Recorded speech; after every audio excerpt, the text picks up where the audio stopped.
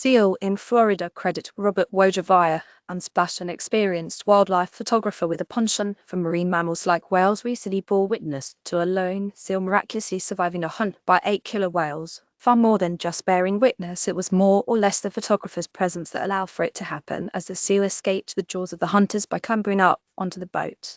Shared with AP, Charvet Drucker told her story of the encounter that began last week on a whale-watching boat. About 40 miles northwest of Seattle in the Salish Sea, she spotted a pod of orcas, also called killer whales, and observed behavior that suggested they were hunting.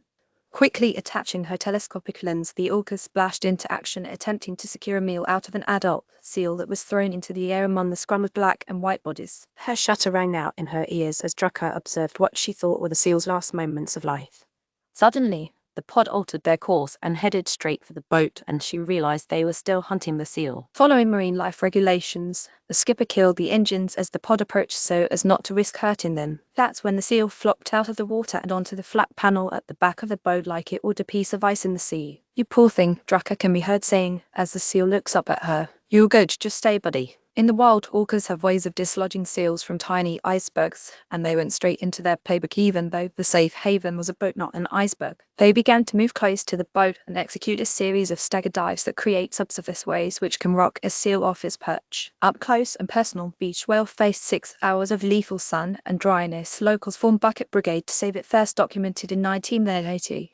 The orca's strategy worked, but none among them were fast enough to catch the seal during the brief moments that it fell back into the water. After 15 minutes or so, the orcas left. It's not the first time Drucker has witnessed this behavior, and usually she accepts the natural order of prey-predator interaction and is happy when the orcas get to eat. More whale-watching stories. Onlookers in or after orca pod leaps out of water just meters from the beach. Watch indefinitely. Team Orca all day, every day. But once the seal was on the boat, I kind of turned into Team Seal, she said in an interview with AP last Thursday.